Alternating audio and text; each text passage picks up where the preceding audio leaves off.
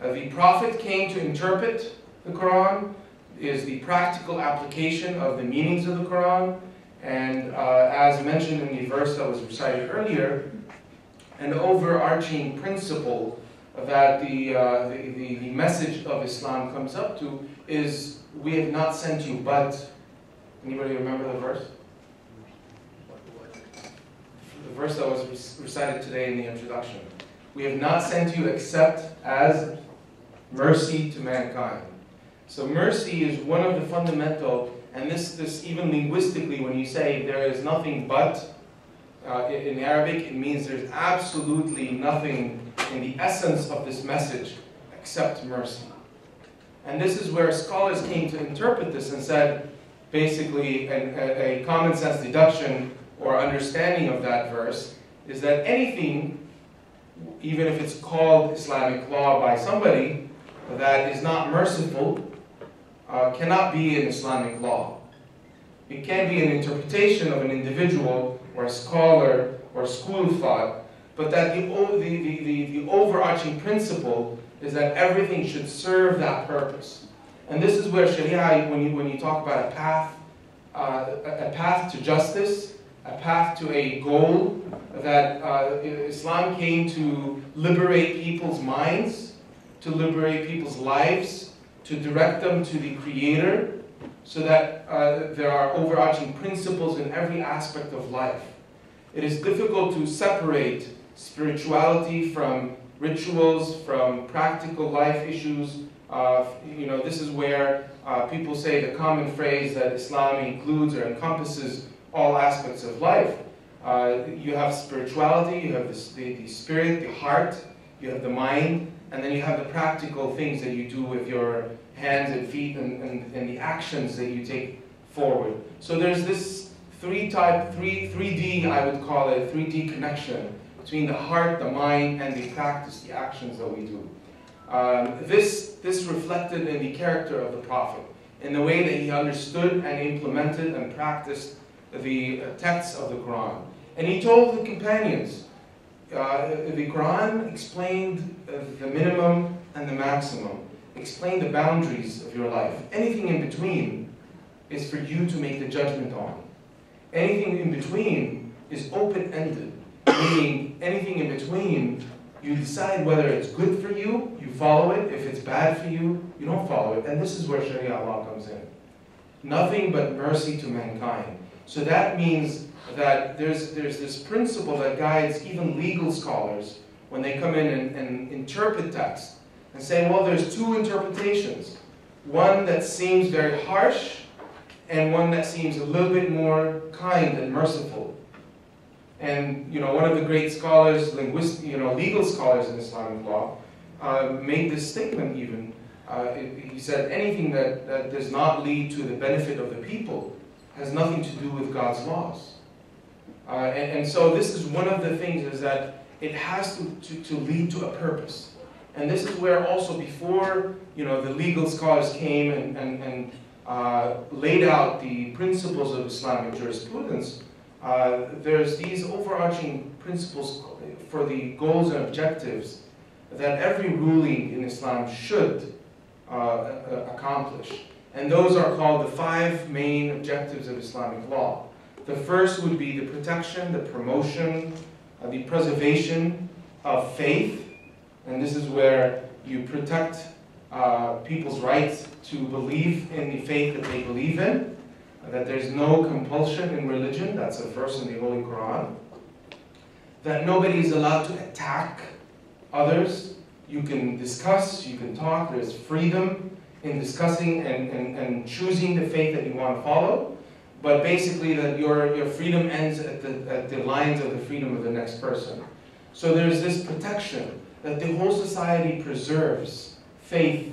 And that's why when Islam, and the biggest proof is not something that I say or others say, visit the city of Damascus, well not today, but probably a few months ago. Visit the city of Damascus and you see the history of Christian, Muslim, Jewish, Druze, Alawi, Shia, Sunni, coexisting and living together. Intermarriage was very high among all those different sects. Look at the city of Cairo, one of the oldest cities inhabited in the world is Damascus, but also one of the historical cities is Cairo. Look at so many other examples. Muslims in India. If Islam came and forced others to believe in a certain way, there wouldn't be Christians today living in Jordan, in Syria, in Egypt, or Hindus in India. So that's one of the life examples that you see. There are practices that may go astray from this principle, but today we're talking about principles. We're not talking about the left or right, the correct or the wrong applications of those things. The core principle of Islam that came is to present a clear message that people have a direct relationship to God. That when they do have a direct relationship to God, their practices and their actions towards fellow human beings will be merciful, will be fair, will be just. And this is where you have the first one as the preservation of faith. That all of the history of so-called conquests, and that's not really a good translation, that when they translate Muslim conquest, it was never a conquest for economic gain, or it was never a context to force others to believe in a certain way. In fact, there was an incident in one of the countries that is now covered under Russia, one of the states, whereby the Muslim army exceeded the lines and entered the city without the permission of its people. And they were viewed by the residents as, you're forcing your way of life on us.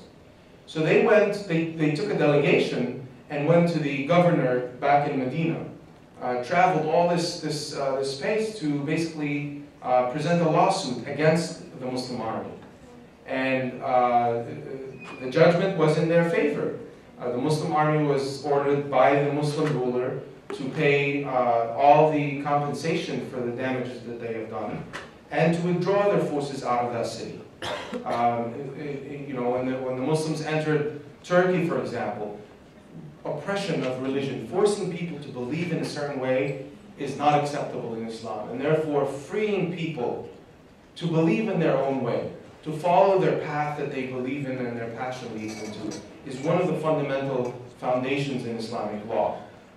Whether practice is followed or not, again, that's another question. But the founding principles is that preservation, promotion, protection of faith in general, and the Islamic faith also, in specific. The second principle is to protect and promote life. Life in every aspect and avenue that you can think of. The first most valuable, or first most respected life is the human life. That no one has the right to take a life of another person. That taking the life of one individual is as if you're taking the life of the entire humanity. You have laws in Islamic laws, this is where you go to the application, that those laws must fulfill this objective. So the law prohibiting killing others. The penal code that punishes those that transgress against this law. All of that, the protection, the penal code, and so forth, is to fulfill this objective of protecting life. Protecting the life of animals. That no one is allowed to go random shooting, hunting in the woods just for the fun of killing animals. God gave life and a soul to those animals, and therefore there's a specific, and this is where the dietary issue comes in, the specific dietary way of, even calling it dietary is not the appropriate way, but the specific way of slaughter, of sacrificing legitimately in the way that God told you to do so. So, God gave the souls to the animals, and then gave you permission to, in a restrictive fashion, to do it in a certain way, that the knife has to be very sharp, has to be very quick, that you can't slaughter an animal in front of other animals. Look at that merciful side of the Islamic ruling in that specific technical issue, technical way of even slaughtering. And so there's this protection, there's this value that's given to any type of life. Destroying plants, that's life. Growing plants is encouraged.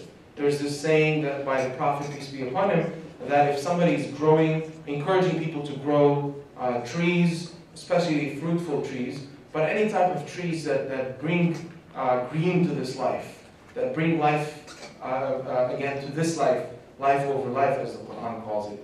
That if the day of judgment is being called, it's the last minute of your life, and you have a small plant and you're trying to plant it, or a seed, and it's the end of your life, it's the last minute moment, and then go ahead, continue your job, continue what you were doing, and don't leave it aside. So there's this encouragement that this is very precious, that life is very precious, that the life of a human being is worth more than the holy house of God in Mecca, the most holy place to Muslims. When the Prophet said, well, the life of a single human being is more precious to God than this entire house of God. That this is the most honorable, the most dignified creature that God has created. That take care of your body. So again, you have encouragement, or maybe sometimes rulings that encourage you to take care of your body, because life is so precious that God gave you this gift. And therefore, you have a lot of these technical rules and regulations and how you can clean yourself and how you can take care of yourself and your presentation, your demeanor, combing your hair, all these technical details. Again, I'll go into that. But also protecting anyone from transgressing against life. Punishments for transgressing against people, against plants, against animals, all of that is the second most important objective. The third one, the protection of the intellect, of the mind. That God made us different from animals, that we have brains. And we have an intellect that's magnificent. That we, humans have produced so much knowledge throughout history and civilizations, and accumulation of those civilizations is a powerful thing that you should not let go. And therefore, anything that promotes this intellect, freedom of speech, freedom of publication, freedom of saying your mind and expressing your thoughts, is something that's very valuable and very precious.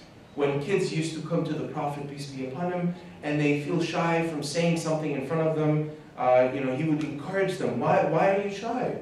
Why are you shying away from saying the truth? Even if it's against your own father, or against, this is one of the incidents when the Prophet was asking a question, and his Ibn Abbas, one of the companions, his cousin, he knew the answer, but he just felt shy saying it. And that's where the Prophet encouraged him and said, speak of your mind. That everybody has the right to say what's on their mind. Obviously, they will carry the consequences if they attack, or if they slander, or if they do something that's abusive to others. But there's no law that restricts publications, freedom of speech, freedom of press, the protection of the intellect from abuses to it, such as drugs and alcohol and anything that covers the ability to think straight. Alcohol makes you not think straight. That's why when you take the test, when the cop stops you for drinking under the influence, driving under the influence, the most common test is are you able to walk in a straight line? Are your eyes straight, and so forth? So that really covers up your intellect. It disables your intellect. And that's a precious gift that God gave you. And that's where there's regulations that prohibit anything that abuses this intellect, this gift that God gave you. There is rules that promote this intellect. The amount of knowledge that has been produced throughout Islamic history, the amount of scientific discoveries, the amount, I don't know if you've been to 1001 Inventions at the California Science Center. It's actually been extended for another 3 months. But it's an exhibit of at least, at the exhibit they have a few hundred inventions, but there's this book called 1001 Inventions that they sell there. Not making a commercial, but this is, it documents all of those historical, the number 0, the numericals that we know of, algebra, Ibn Sina, the first one that actually dissected the eye and knew how it functions in the first place, or the blood circulation system and so forth. So there was this huge encouragement in Islamic history